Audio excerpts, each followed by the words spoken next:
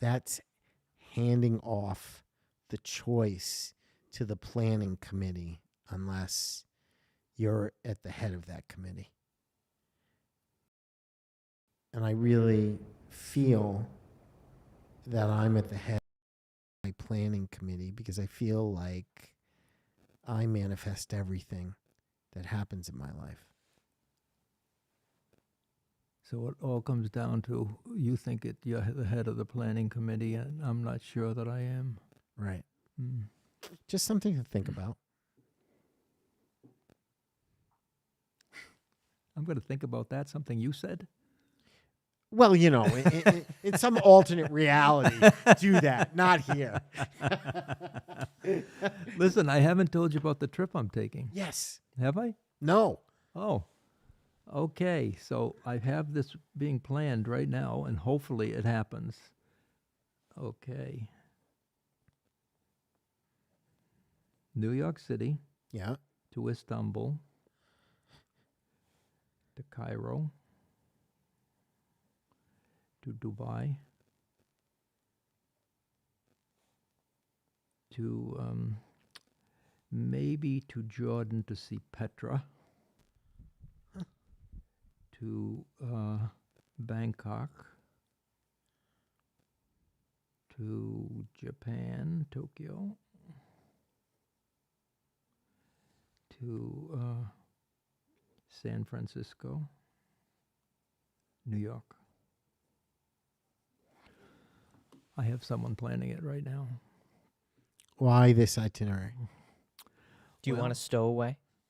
Do you know I've been here 3 times and I love it so much? And I'm meeting a friend from Istanbul. Right. And I'm meeting a friend from London who's never been here. He's done a lot of traveling, but he's never been here. And I said, well, Peter, why don't we meet here? And then he has to go back to London for a family, and then he's going to meet me down the road. I don't like to use this word, so I'm going to say he actively disliked Cairo. And I mean, he has this crazy funny story. I said, Peter, that was your own fault. He hired some camel drivers out by the pyramids. He and his friend, they hired them instead of going through a guide or something like that. So I think this is so damn funny when I picture them. So they get on the camels, and they're like a kilometer, as he says, a kilometer from the pyramids. And the guys say, you got to give us X more money. All right.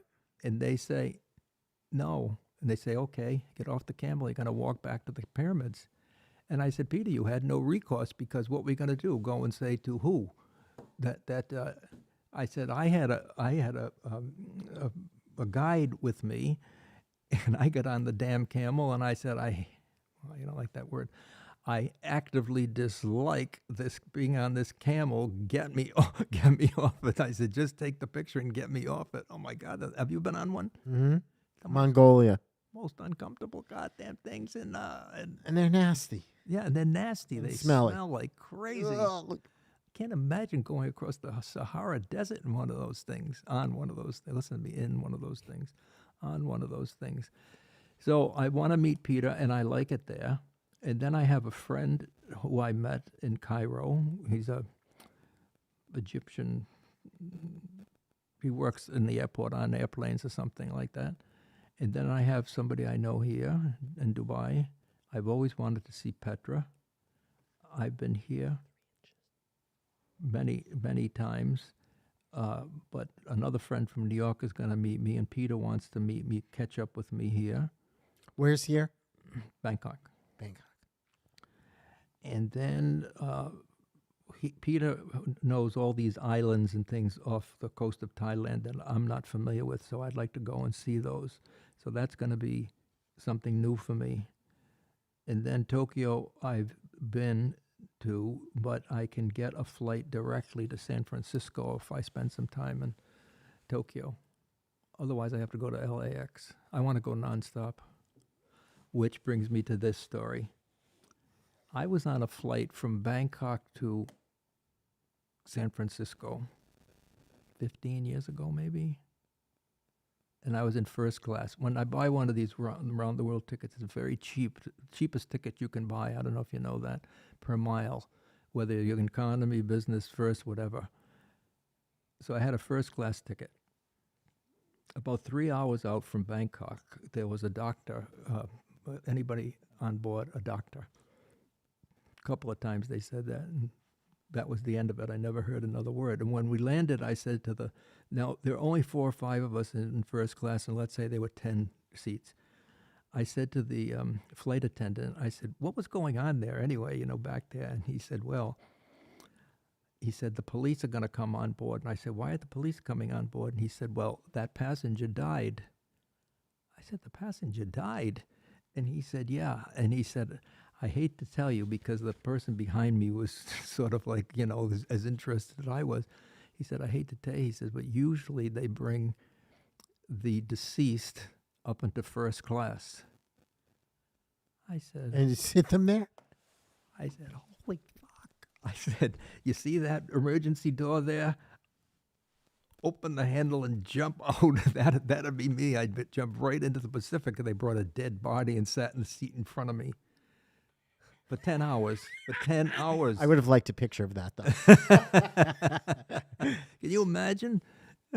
That was a new one. Wow. Yeah, that was a. So- I forget that. And one other thing I want to tell you about Bangkok. Let's see. I've got to think about how much. Well, I don't. Have you ever been to Bangkok? No, I was just going to tell him mommy's been twice, and she loves it. Don't go. Why? Well, I love it, but it can be very. If you want to get crazy, you can get crazy in every way you want to. Speaking of that, you know what? I just want to go ahead, finish Okay, the story. Well, I and then just want to tell you this story. So Okay. it's very easy to get very good massage, and you can get foot massage so cheap in almost every corner in a nail salon kind of place. And you go in, it's like, I don't know, $2, and for 1 hour they massage your feet and you bathe them and all that sort of thing. So we would go almost every night.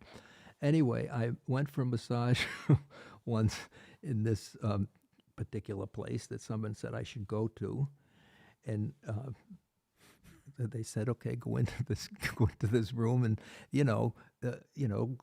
get ready for your massage. In other words, take your clothes off." And I said, For "Okay." a foot massage? No, regular massage. No, the regular massage. It's like that makes no sense. Go ahead. You seemed excited when I said that, but I won't say anything else. Anyway, Remind me not to. anyway, anyway, there I am taking my clothes off, ready to put my towel on. What do you think happens? A rat runs across my feet. A rat. So when I tell my friends this story, they said, "How quickly did you get out of there?" I said, "I didn't. I just walked over to the massage table and got on the massage table." How was the massage? I think I was like thinking, dear God. wait a minute, I'm getting a massage and a rat just is the rat. These stories. I think about that when I'm going back to Bangkok. You're not going to go back to that place, are you? I don't think I could find that place. Someone sent me there. I think I said to him later, because it was on the outside of town, I'm not listening to you about where to go to get a massage. No. What did that teach you? Why is that so memorable to you? How crazy I can be. I mean, that anybody else would get dressed and walk out the door. No. The rat goes, and I just crazy. I could have. Why do you think you chose to be crazy? I didn't choose it. I don't think. I really don't think. Oh yeah, you think that? Yeah, that's right. Do you think I think that I choose that? Me? Yeah. I like to look at things that way. That I choose to adopt that not necessarily as absolute truth, but as the way I see things. Because it feels like it gives me the control over what I create with the time here. Does that make any sense? Or does that just sound crazy? Sound crazy. I thought we were talking about crazy. How does that relate to, do you sound crazy? Do you act crazy? Or do you choose to act crazy? Well, I think In some ways, I choose to act crazy. Not as crazy as you, but I do choose to act crazy. Why do some people we all three of us know who don't choose to act? They just don't. They don't know how to, or they not in their DNA, or I mean, it's not like they don't see it all around them. Harry, how- Everyone, Go ahead. everyone chooses. Will you be able to remember? Yeah, of course. Everyone chooses their path. Everyone chooses their path. Yeah, but And why you don't judge is because that reason. So, as long as you're being truthful and not doing things to appear outrageous, then that's really the path you've chosen. And some people would argue, even if you do things to appear outrageous, that's another path you choose. Well, how about this? All right, I guess we're going to spend time on this. Do you like to play the victim? No, Not I at would all. say no. Not Then at all. then if you're not the victim of someone else's decision making, who makes the decisions? The planning committee. But then you're the victim of them. Well, victim, I think, is a negative word. I don't like that word. Do you like to take orders? No, but I mean, I'm right now getting advice about something, and someone said to me last night, "You ask a lot of people for advice on the same subject." I said, "I've always been this way, and then I make the decision." Right. Okay, and that's what I was doing last night. I was asking like the fifth person I trust for some advice on something I'm doing.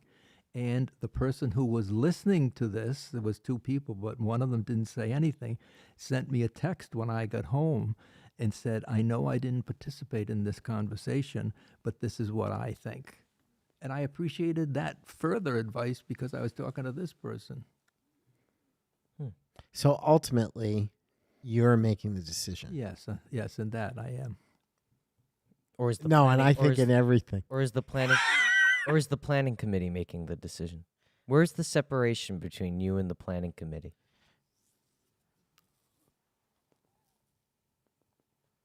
Well, sometime in the future, I think I will be on the planning committee for other people in my life today. It seems like it's a source of comfort to know that you have someone looking out for you. Yeah, it is. That's a good point. Why is it scary for you to be looking out for you?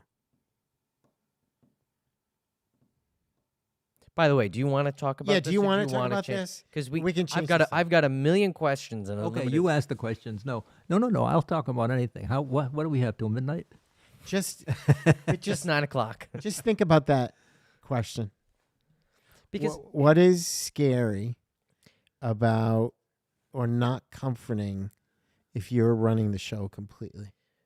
But don't answer now. Okay. no, but he can. Whatever you want. It's who cares.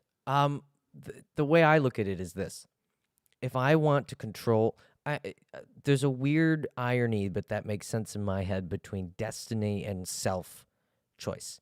Like on the one hand, I like to believe that I'm destined to do something, but on the other hand, if I sit on a couch and watch Netflix, that obviously won't happen. That goes without saying. But I have to make the choice to go after that thing. And then on the other hand, I think that I can shape my destiny.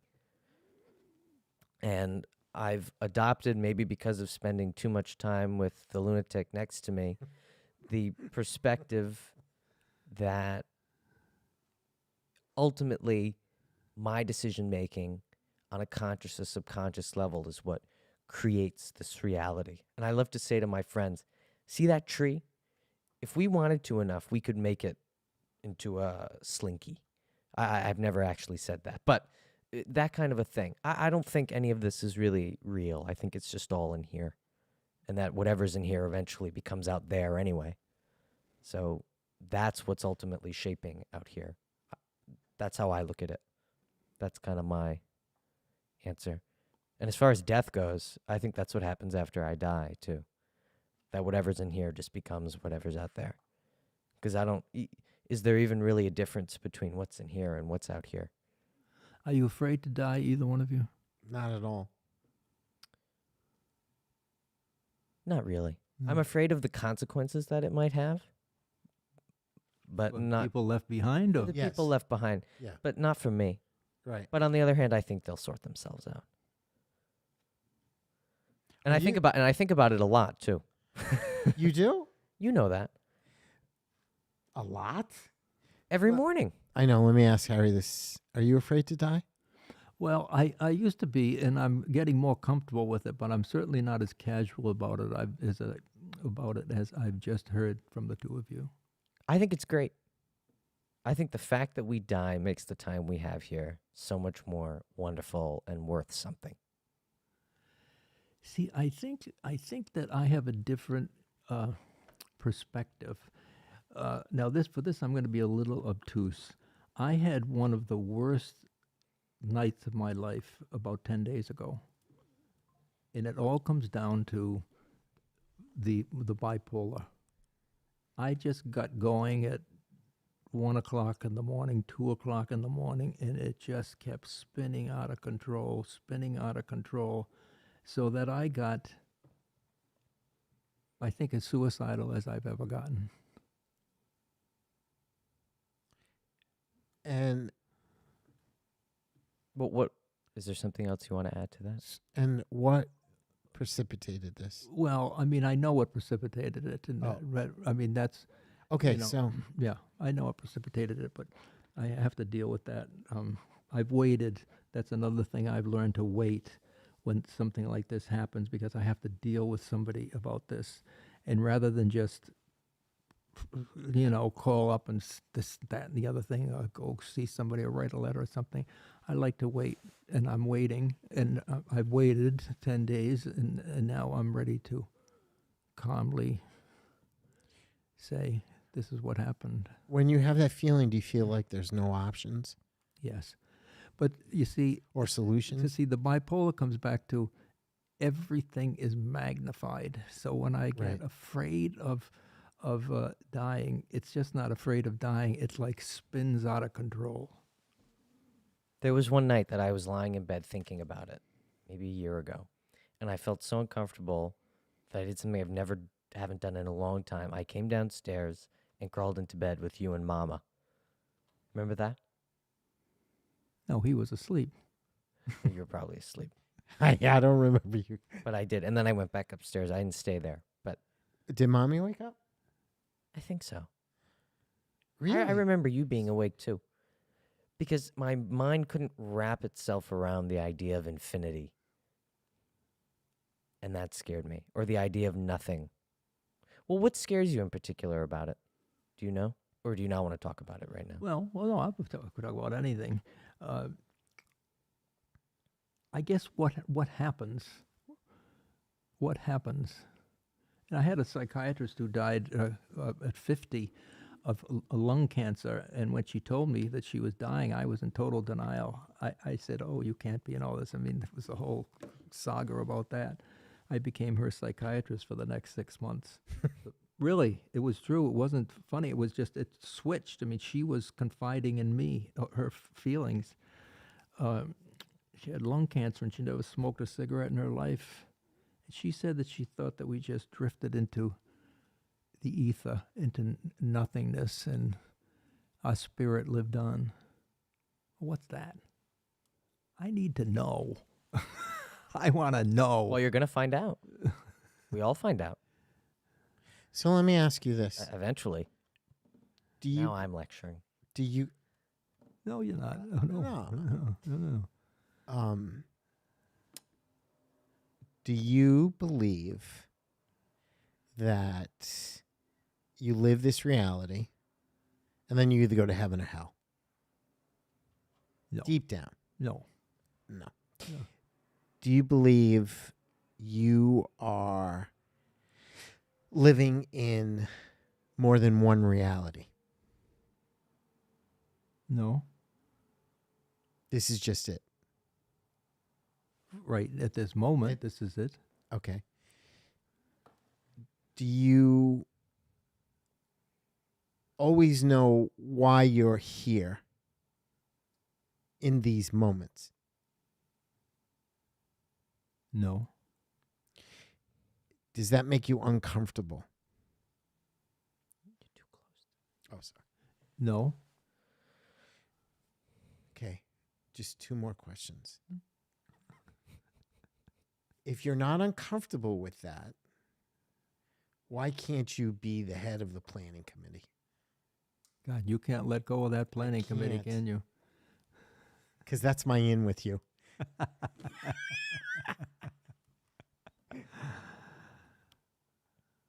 Do you want to be the head of the planning committee? I don't think No. it matters. I don't think it matters. But why? I'm comfortable, I guess, with what's going on in my head today and what's been going on recently.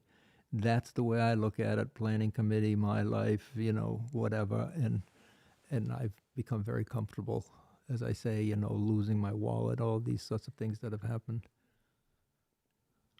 But my gut feeling is, because you met us, Oh, lucky me. lucky you, is you're wanting to go to the next level of awareness when it comes to this. So we'll let you Self-actualization? Yeah, a degree of it. First of all, doesn't our brain secrete DST when we die? Is that a thing? Have you done that? No. What is DST? Some super hardcore drug. I have no idea. Luke was telling me about it. A chemical that your body naturally Your body will- naturally secretes. your body will naturally secrete, because we were talking about this, and he said, there's this drug that exists that your brain apparently secretes when you die, and it makes you see a bunch of craziness, and basically you start seeing sacred geometry and flashing colors and all this kind of stuff. I like that. Now, see, that's sort of, Did you tell? Go ahead. no. Did you tell Luke that's why those people were here? I just said that's wonderful, You- but whatever. I know, but you should tell him. I mean, you shouldn't do anything you don't want to do, but if he is conscious of sacred geometry, I think he would find it really interesting that we teach sacred geometry healing for people. And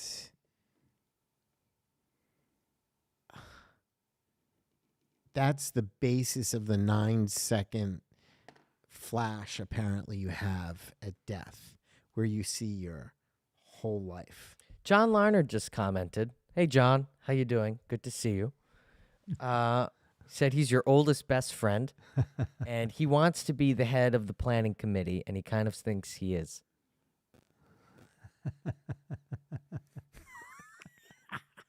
The head of your planning committee or the head of Harry's planning committee?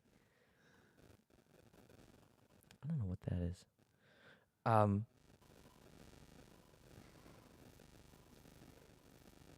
Is he answering? Yeah, he said excellent.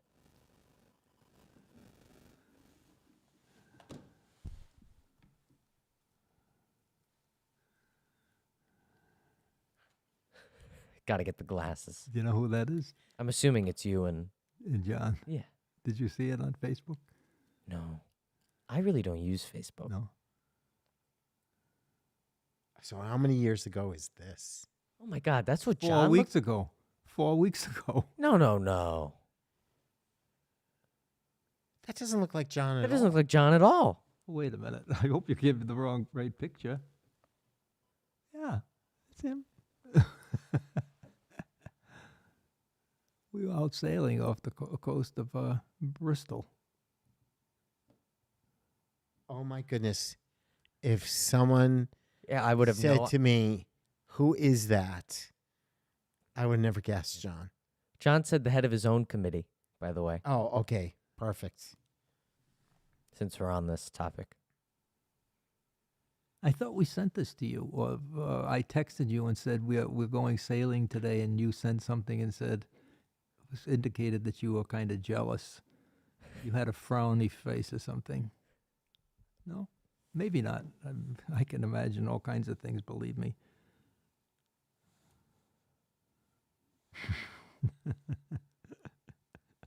No. I definitely wasn't sent to me. You know, I'm looking. I don't have it, No? Harry. I don't. I have No. this, and that's it in terms of pictures from you. Well, next time you and John go sailing, you guys should talk about the committees. I think that'd be a good conversation topic if you can remember. Bring it up. See What did see he? has to What say. was he doing when he contacted you? Oh, he can. Anyone can comment. We went live about 25 minutes ago. Oh, okay. So up until then, everything was recorded. We've been talking for a little longer. So, but he decided to make that comment because we were talking about it. And I guess we should probably resolve it. He loved that comment about the ROXY. He loved that. You know, the gradings in the high school, junior high school. yes. You had to bring that up.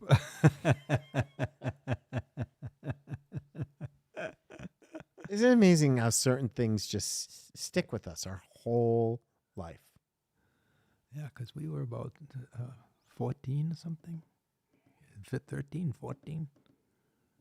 That's a hell of a long time ago, 60 years ago. I know. God, I can't believe it. So what's the deal with you and President Ford and the catering? In the catering. Yeah, who's the caterer? Where do I say that? In your message to me, you said to me,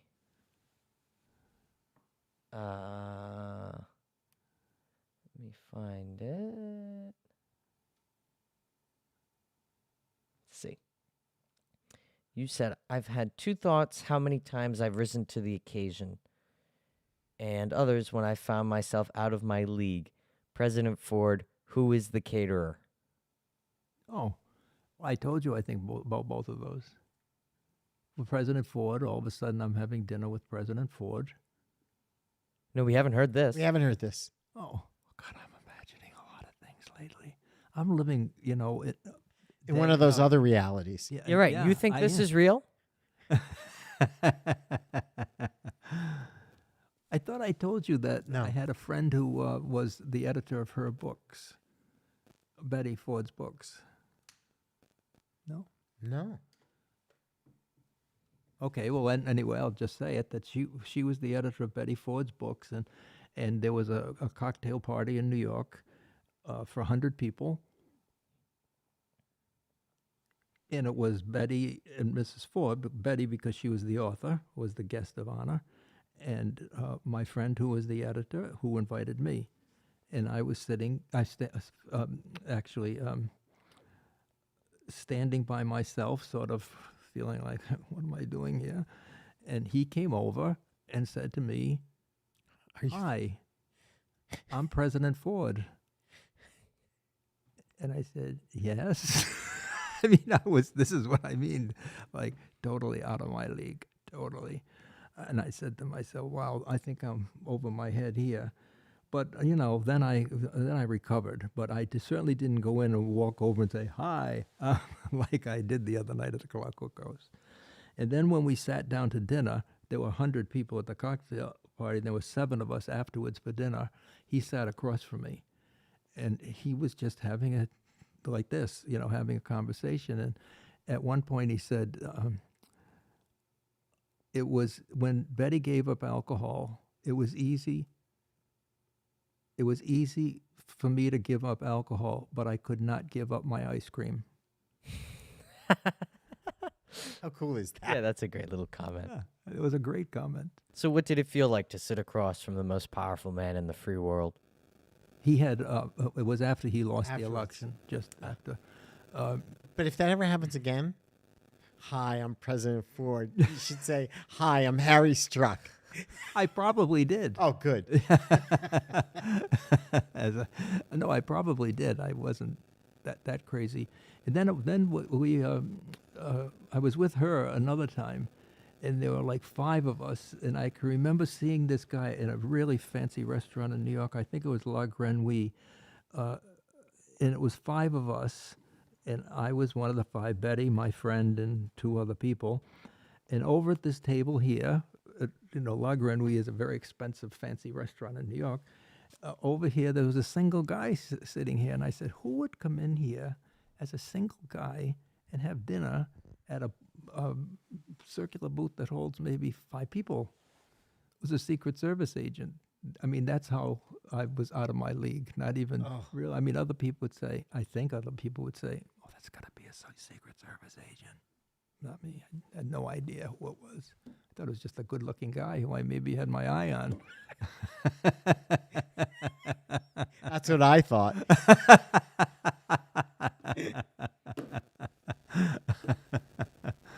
And then I'm sure I told you this, and then we were skiing in Vail, and they were sponsoring something like, he was sponsoring something, lent his name to something, because, he was the first one to make a lot of money coming off the presidency. Ronald Reagan got that $3 million from Japan for coming over to speak, and that was the end of it.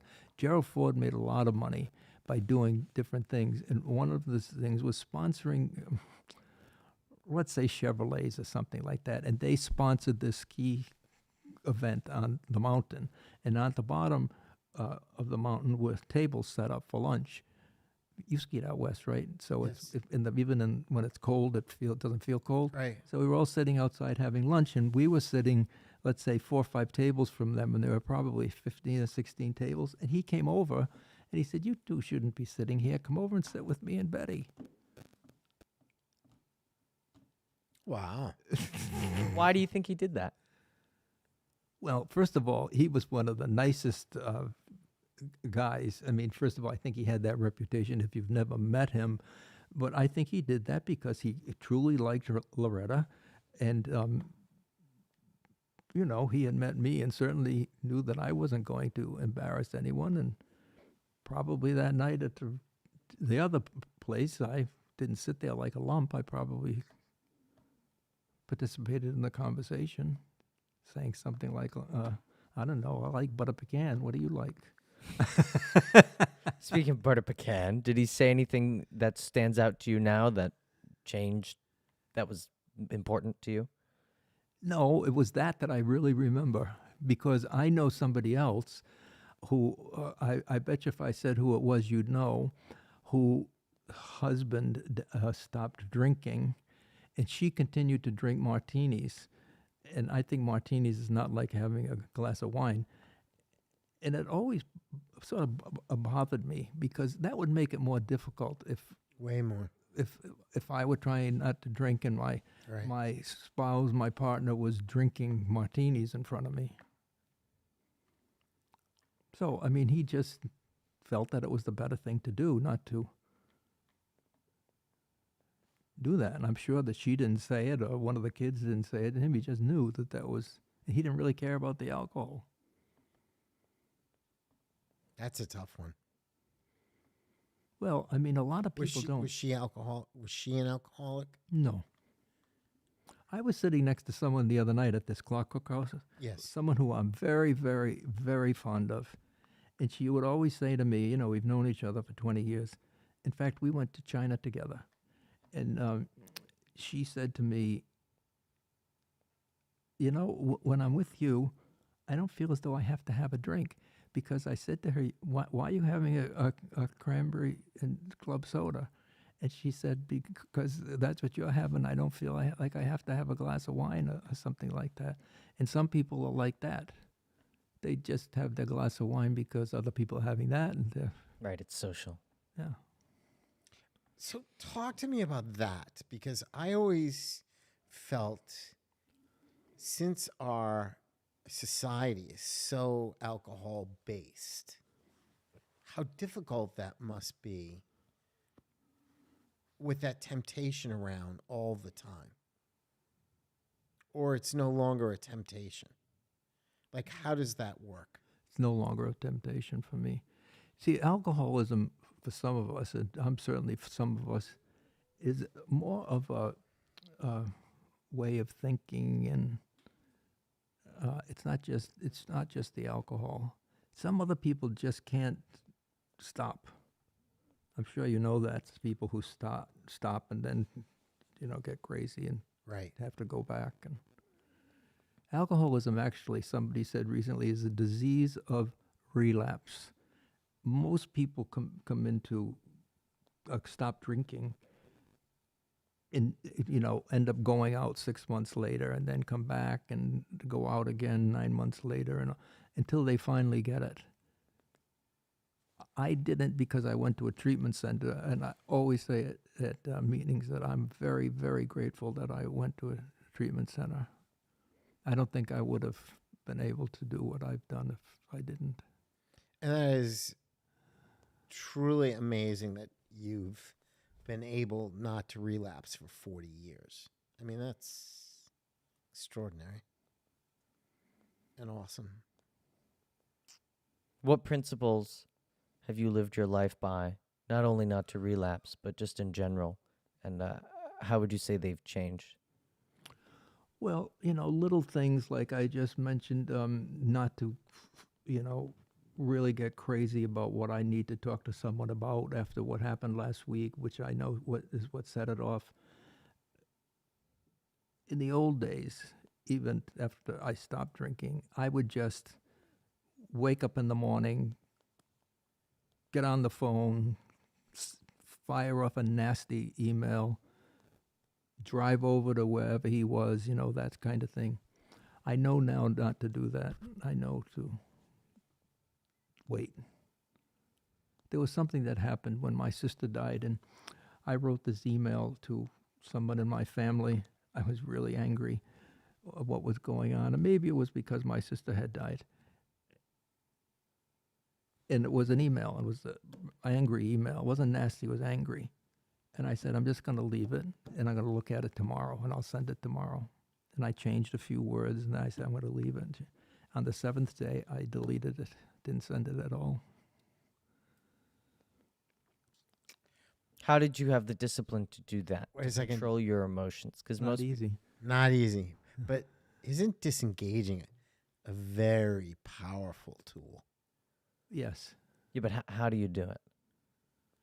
I think, I guess by learning that it's not a mistake to do that, and that it's the better path to take. It's much, it doesn't. It's much easier to live that way than it is to live getting crazy and getting my blood pressure up, and I don't need that. A maxim that I've always lived by is not to do anything when I'm emotional. Like Harry said, That's good. you just take a deep breath, you set it aside, and look, for him, in this particular instance, it took him 7 days. Right. You don't judge yourself. Maybe it takes a day, an hour, a week, a month, whatever it is. If you look at all of this as drama that you're putting in front of yourself, you don't even have to know the reason. But if you can look at it He's as back on the planning committee thing. sorry, but I won't say it.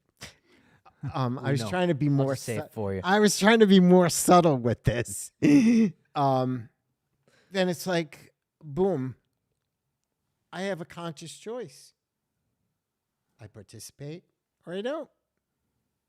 And the more you choose not to participate, your fear level, your blood pressure, your view of people, your expectations of them, it just all starts. All right, and I have to say it a little bit. That maybe I am the head of my planning committee. It just keeps building on itself. Any You other can write principle? that down. I did.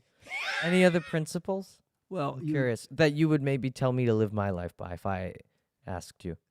Well, yeah, after actually before the pandemic, I said I have to do two kind things, go out of my way to do two kind things per day. Oh, And in Florida, I don't know how much you know about Florida, but the drivers are absolutely and positively can be very nasty. You know, you're coming down the road here, and someone's trying to, weave into the traffic, like from a side street or something. So if I'm this person and I'm trying to weave in, they'll speed up. Right. They'll speed up. That's how I got in the only accident I've ever been in Florida. This young kid sped up. It hit me, and he got $6,000 worth of damage, which isn't a lot, but my insurance had to pay, and it put whatever it does points on you. Your license. Yeah, first time in all these years. And the other one is patience, kindness and patience. I think those are important. What made you learn kindness and patience? From my friends, sharing thoughts and ideas and ways of living. What does it boil down to, sort of thing? What do you think it boils down to? Well, By it, we're talking about life, right? how to live life, I think, for me, is being kind, being patient. Can I answer? Well, he didn't ask you, but you can. Well, that's why I'm asking permission. You know what I think it boils down to? What? To being kind and patient with yourself. It's a way to disengage also. Well, I agree with that. Yeah. All right. It's 1-1 now. I got one disagree and one agree. But when you think about it,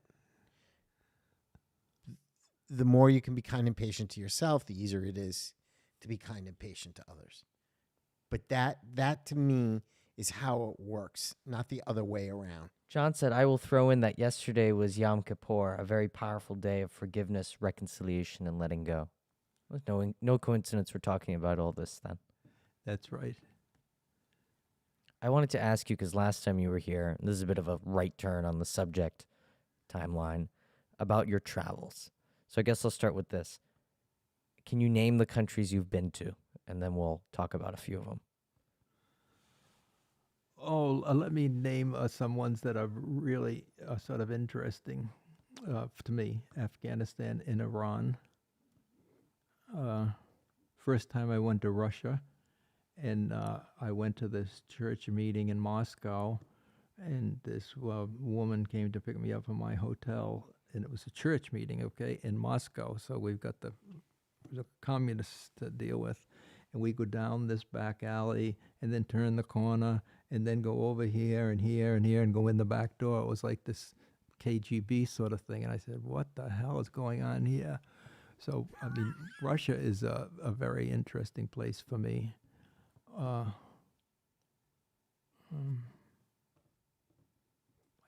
didn't, for some reason, like South America. Well, let's dwell on Russia for a minute. Why were you in Russia in the first place? I know, because in 2001, before September 11th, I moved to Paris about the 3rd of January or something, and rented an apartment for 6 months because I'd always wanted to do that. And I got back from Paris, and instantly I was bored. I mean, what a difference to be in Paris, limiting myself to doing two new things a week because I wanted all these things, the Paris Opera and all that to go on and on. And I got back, and within 2 weeks I can't handle this. I'm bored to death. So I got on the phone and called somebody, I don't know who I called, and I said, I want to go to Russia. And actually, that's exactly how it happened. And I flew to Moscow. I can still remember all that, exactly how that all unfolded. And stayed in a hotel that overlooked the Kremlin. I never knew what the Kremlin really looked like until I saw it from high up in this hotel. How do you mean what it really looked like? Well, these all these onion domes within this huge. It's not small. It's a huge complex surrounded by a wall. We have a White House, so for some reason I was just thinking that it was somehow going to be like that, and it's not. It's a. Have you seen it? I have not been to Russia. Oh, Just okay. pictures. Oh, okay. I have to see something, really see it, to understand it, and then I understood. You know, there's I think chapels and executive offices and everything is inside this. Compound. In the what did I call these things? Onion domes. Onion domes. Yeah, they're very colorful and beautiful. So that was one thing that stood out. I always find a guide. Wherever I go, I find a guide in advance. And I found this young guy who was actually an attorney, but he made more money as a guide than he did as an attorney. Yeah. Even Russia, I don't know. This was in 2001, so I don't know how things would. Anyway, he was my guide, and he took me around and showed me different things. And it's nice to have a one-on-one guide because Yep. I remember going out to lunch with him, dinner with him. He took me to someone's house for dinner. Things that you normally wouldn't get. And then I went back by ship another time, and we pulled into St. Petersburg. And then I went a third time a few years ago into St. Petersburg. Why does Russia stick out to you so much? Is St. Petersburg really beautiful? Yeah. I mean, I think I told you I was fascinated with Russia for a while. And, St. Petersburg, for your historical heart, was Peter the Great bringing Russia out of the Dark Ages into its Renaissance and brought in all Western technology to upgrade the country. And he built this magnificent city. I've got to go to the Hermitage before I go to another reality. And he built a summer palace that it doesn't take long. You can either go across that body of water, and I don't know what it is, or you can go around very quick to get there.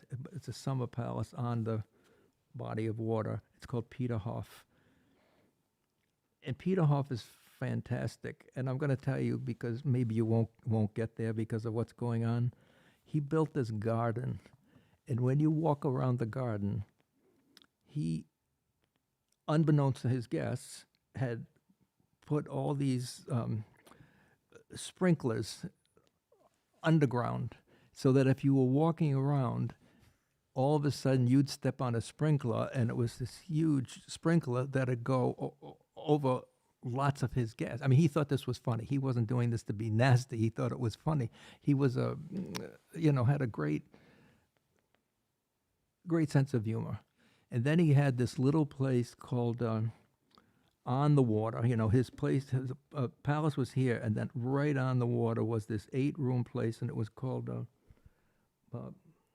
in French Mon Petit.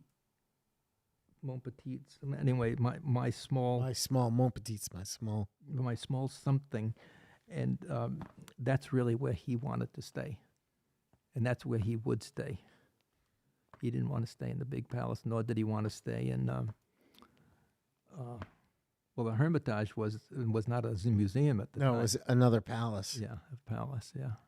Russia's so incredibly diverse, and also the people that kind of created the geological position that they have on the map were incredibly ambitious. Yeah, And ambitious. The empire was so big that they would take over a new piece of land the farther and farther they got from the capital, which I think was Moscow still back then. Or I might be wrong about that. I think it might have moved to Moscow. Yeah, I don't remember It exactly. wasn't Moscow. But they took over so much land that the principal seat of government didn't even fully know how big the empire really was, which is a funny way to think about things. Then bring that forward, bring that to today. Right. Now communication instant. No, what they want, the empire is what Putin likes, the empire, and he thinks this is part of the empire. Ukraine. He's using that as a justification. But I don't know that yes, that's true. He definitely thinks it's a part of the empire. But there's another perspective to that too, which is that we've been using, he tried to join NATO 10 or 15 years ago. We didn't let him. And we've been kind of using it as a political ploy to make Russia feel cornered. And it's why they're so close with China now. But anyway, maybe that's a conversation we have off camera. So I have a funny sprinkler story. Something happened to my house. No. We are at, oh my God, it was like the 5th or 6th engagement party for one of my buddies. And we were at their summer house at the Cape. And their summer house was one of these authentic 1700s mansions that the Brahmins took from, I don't know if it was New Hampshire or Vermont, put them on barges and sailed them down to the Cape and, put them on the water all along the Cape. And his dad bought one. And when we bought it, he took my buddy down and said, look what I got. And he describes it as, I thought he really lost it. He said, I thought my father really lost it. There were vines coming out of everywhere. I mean, this thing was a total disaster. But of course, they fixed the whole thing up. It was picture perfect. You'll see why I'm saying this. Picture perfect. So everybody had the cocktails. You're looking at the ocean. It's, really wonderful. And then you're invited to sit down for dinner. And it was all outside on their stone patio, which is stones with grass between each stone. Harry, we're all sitting at the table. His father gets up to make a speech. And all of a sudden, you hear this sound that you know what the sound is. And you just became paralyzed because you knew what the sound was. Someone had forgotten to turn off the sprinklers. And the sprinklers came on, and everyone got drenched by the sprinklers. Oh, my God. I never laughed. And if you know his mom is like a lunatic with entertaining, and everything has to be perfect. And then, that was like an entertaining disaster. She didn't think it was so funny. Oh, my God. I thought she was going to need oxygen.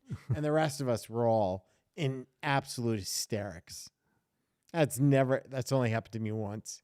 That's never happened to me, except at Beat-Off. Right.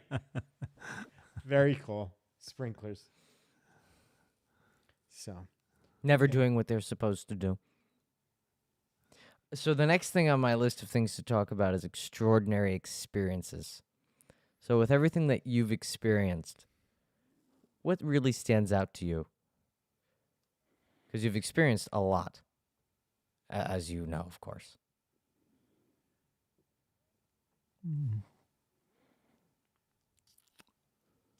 Well, I would say the birth of my children, that's what comes to mind first, was, I think a lot of parents say this, that they just never expected it to be what they thought it was going to be. It's 1,000 times more than what I think that parents, some fathers or mothers are reluctant to have children, and all of a sudden they have this child, and all that reluctance goes away, sort of thing. So that's certainly one. Skydiving. I remember that story. I want to skydive again. I like to skydive in Turkey. They do that in Cappadocia, which is a short flight from Istanbul. That sounds very dangerous for someone your age. Sorry, Harry. I thought you knew I went skydiving. No, I do, but Oh, that wasn't recently, was it? yeah, that was a year and a half ago. Get out. Yeah. Didn't know it was a year and a half ago. Didn't you know that? Yeah. Yeah. Yeah. My God. All right, never mind then. I guess it's not dangerous. George Bush went till he was 88 or something. Wow. Because he had that's what he did when he was in the I'm amazed the Secret Service allowed that. well they weren't going to tell him what to do. He told them what to do. I think when he went, actually, each time he went, as he got older, there were 2 or 3 of them. One obviously with him, maybe 2 with him going down. And another one. Because even when I went down, someone was on my back, Someone and then your there was back. another one over here videotaping Right. us. That sounds like fun. I would do that at some point. What does that rush feel like?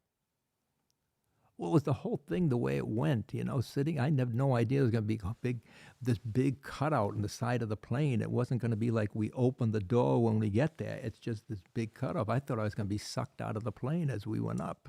I mean, that's all the things that were going through my head. So just the 2 of us were sitting on doing no seats or anything. It was really when the guy said, just step out.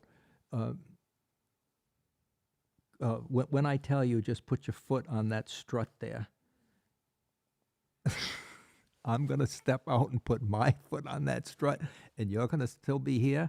What are you, crazy? But there was no time for that. It was like that was 30 seconds between, and now you got to put your foot out here on this strut. And the next thing I knew, I put my foot out there, and he was pushing me out. Sounds like fun to me. Was it Well, fun? it was within probably 20 seconds. Because then you get over the fear. Yeah, I think it was. How did? Yeah, sorry. No, go ahead. Were you elated as you were falling? Like, what was the emotional state? Yeah, I think if you look at the video, you can see that I'm laughing, and yeah, I think I was. I want to do it again, and had no idea why I did it that first time.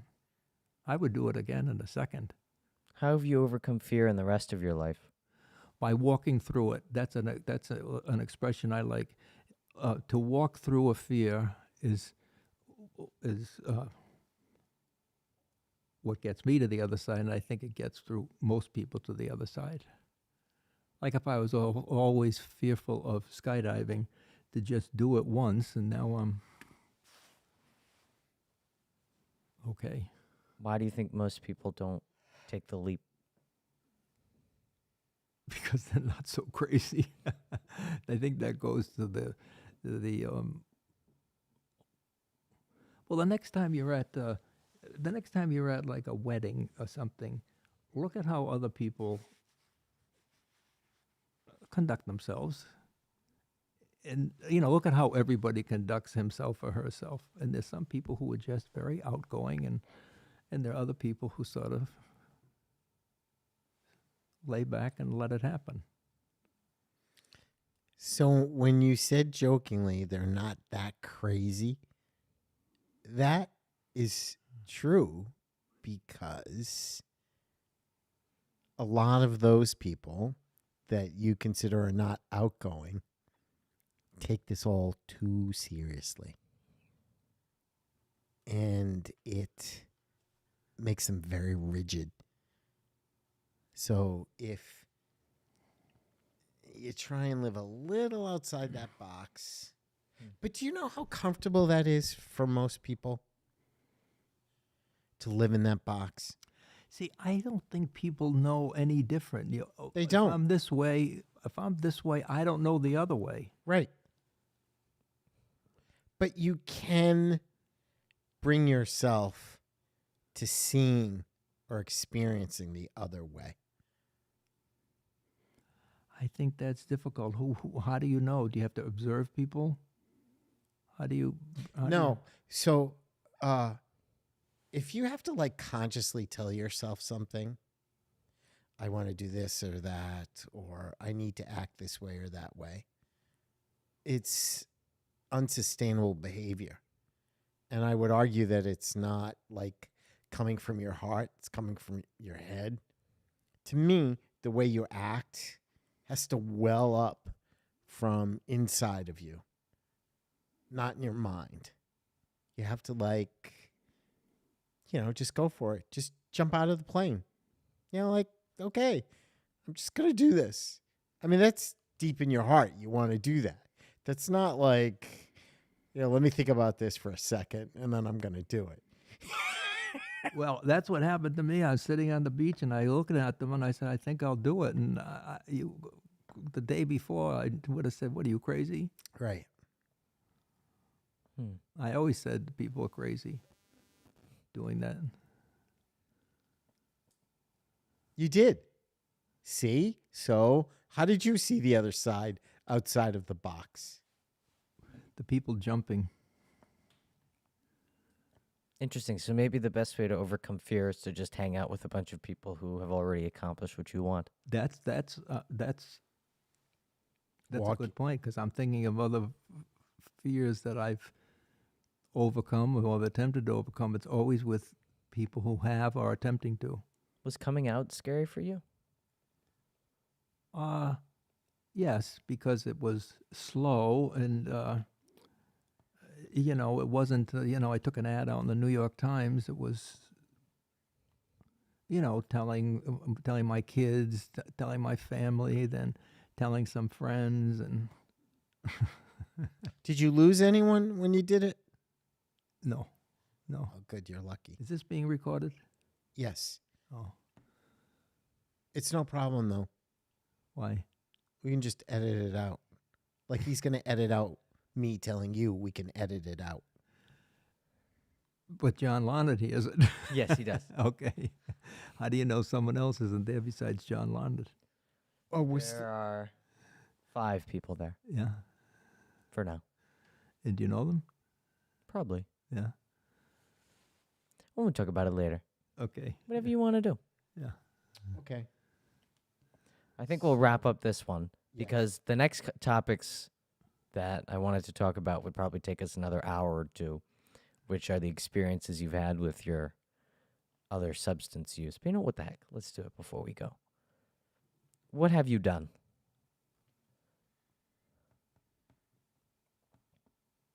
Well,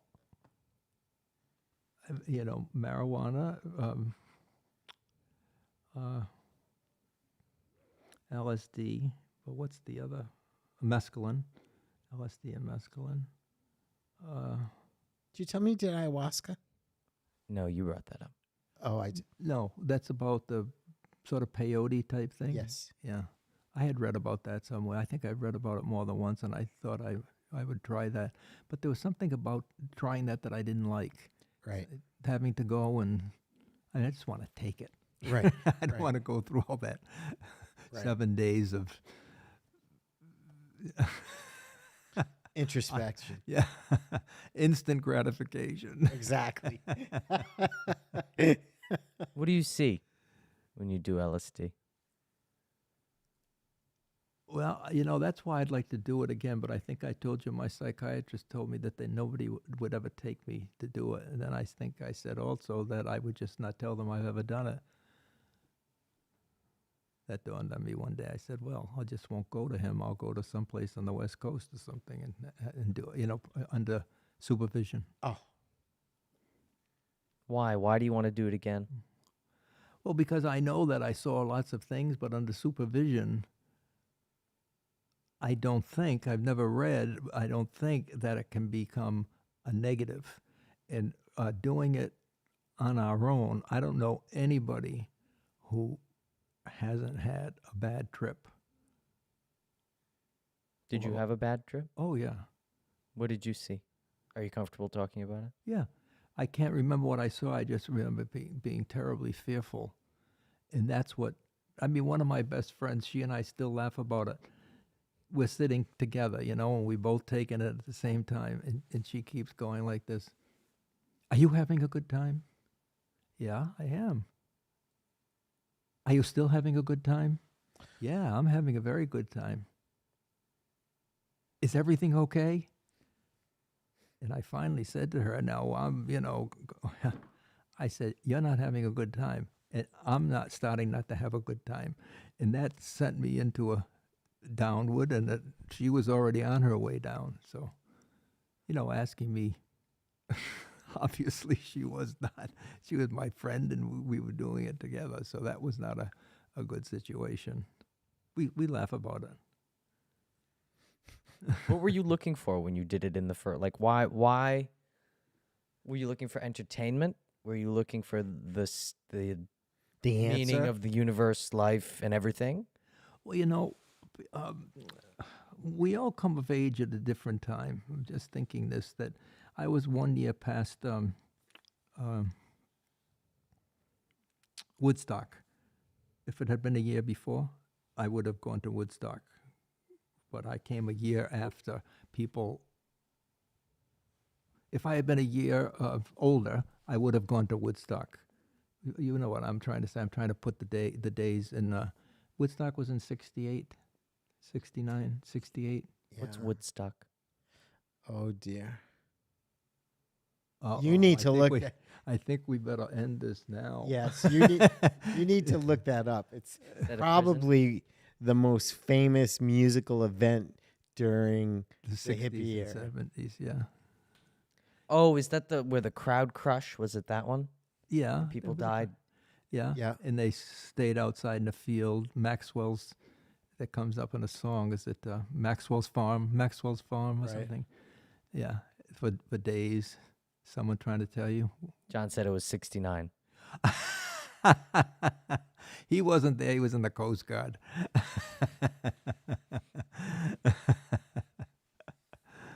Okay, so you just asked me a question about that, about something, and What you experienced.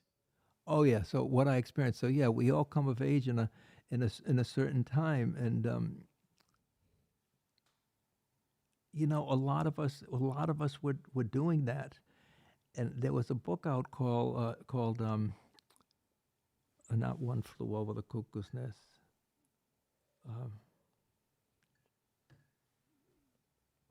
Ken Kesey wrote the book. Anyway, there's a line in it, and it says, "You're either on the bus or off the bus." And I read The Electric Kool-Aid Acid Test. That's the name of the book. And Oh yeah. a very popular book then. Kool-Aid acid. Write it down. You'll want to read it. And I read. I don't know if my mom will order that one for me off Amazon when I ask. You can get it on your own. Okay. I'll get a copy for you. Send it to you. I'll send put Bible on it. Boy. Anyway, the book was the Electric Kool-Aid Acid Test, and someone said you should read this book, and I did. And I said, "Oh, this is an interesting book," but I really didn't get it. And then I did psychedelics, and I read it again, and it made perfect sense to me. You're either on the bus or off the bus. Read it, and I think you'll understand. Maybe, I don't know. Would you understand if you? Well, I think you get the gist of it without taking it. It's like, don't take psychedelics. Look, you might end up like me. I'm probably going to stay away from that. I'm not just saying that because you're here. But I am curious as to what did it have a positive impact on your life, do you think? Was it worth doing? Ultimately? Ultimately. Yes. Why? What was the positive impact for you? And do you think I can steal it without having to do the mushrooms? Where was I thinking I had this conversation? I think I had this conversation with you about going to India and John Lennon went out for 9 months, went out to India. You had said Steve Jobs had gone out. I mean, yeah. Well, John Lennon did too, actually. Yeah, but Steve Jobs had, and he credits the shape of the AirPods and the iPhone and all that to the things that he saw when he was in India. Saw here. And then my argument to that was you can see those things That's right. without the drugs. Last time. The last time we talked about this. But you are wrong. But I see things. John Lennon, John Lennon and Steve Jobs were right, and you're wrong. When can you accept that? How do I get you to accept that? That I'm wrong? Yes. That would be a whole show plus. That might be 2 shows. Interesting. Why do you think he's wrong? I really don't think he's wrong. You're just goofing. Yeah, Okay, I like okay, to banter okay. with. Yes, I see. Okay, no, I was curious if you were big serious or not. No. Maybe I'm one of those people that's too serious sometimes. Yeah, you'll loosen up. Yeah, you got to get, Yeah. go, I hope mommy's not watching go, this. go to a cocktail party and say, "Hi, I'm Harry Struck. Hi, I'm President Ford." Maybe that's all it'll take. Yeah. So, because of reading One Flew Over the Cuckoo's Nest, I got to meet Dustin Hoffman when I was in high school. So you did read it. One Flew Over the Cuckoo's Nest. Oh, One Not- Flew Over the not the electric Kool-Aid acid. Oh, Kool-Aid acid. well, that's Although right. I know about. Electric Kool-Aid acid. What a great title. You know, I remember the title once he said. I wouldn't be able to recall it, but as soon as he said it, I remember everybody was talking about that. But I never read it. John, you could- John, did you and your Coast Guard buddies read that down in down in Let's not- by the way, John, thank you for giving us the year. So you think it had a positive impact? Did it make you a better businessman, do you think? Well, so many experiences in life, I just think frame our lives. I mean, I had this experience, and I like to take these crazy out of something I can't even comprehend. Like somebody has a child who dies. That would just change my whole view of life. You probably know that also. Our previous guest, that was a part of her story. Her daughter died of congenital heart disease at 3. And she was an amazing source of information, inspiration, because somehow she just put it together and allowed that to be her motivation and source of what she has accomplished in her life. And I find that remarkable in people, because we also meet tons of people who just can't get past that heartbreak. They're just stuck. I don't know if I could, but I guess I don't know what I could do until I had to do it. Right. If I had to bet, I think you would be able to get past it, given I almost forgot. your life. But don't choose to do that on any level. Okay. Speaking of that, Yeah, we've got to wrap up here. here's Here's her question for you. here's her question to you. Her question. Mm-hmm. Oh, Yes, remember we have everyone write down a question for the next person. Looking back on your life, Harry, what advice would you give your 21-year-old self?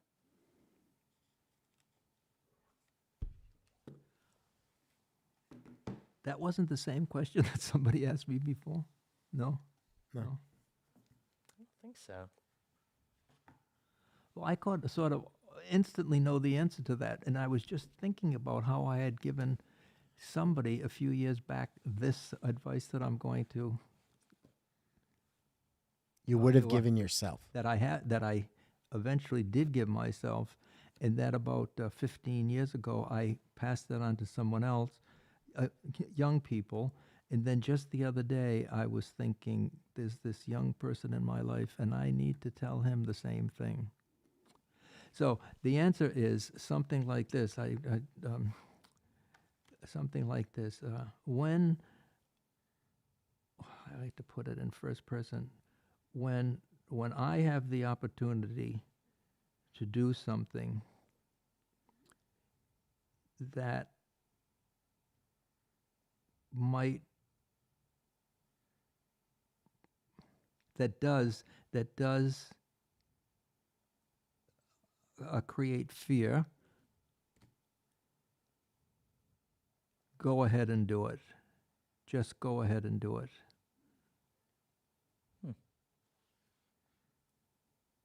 And You know what, Julius? You asked Harry this.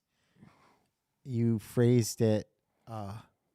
If there was a message you'd give your great grandchildren, and his answer was the same. If you are fearful about something, just go ahead and do it. That's why he's thinking he's heard the question. It's just Louise asked it differently to you, but it's the same answer that you gave. okay, so that's, I can think of the person I said this to, what's more than 15 years ago, because when I was living in Boston. So it must be 25 years ago. Yeah. Just like you were saying earlier, just go through the fear. What made you learn that lesson, though? Because sometimes looking back on it, I didn't do some things that I wished I'd done, but I didn't do them because I was fearful. Regrets versus mistakes. Yeah, I would say that. Not mistakes. Probably better that I didn't do them, but Don't ask. Do you think I'm not? I was gonna ask. I've adopted this new view lately on life. not from this. Not from this, from something Steve Jobs said, that you'd rather die with a bunch of mistakes than a bunch of regrets. It's better to just go for it, do it, and screw up, move on, than to not do it at all and regret not trying. Do you think that's true? Absolutely. Absolutely. I think that's could be in the same paragraph as what I just answered. Yeah. Harry, thank you very much for coming back.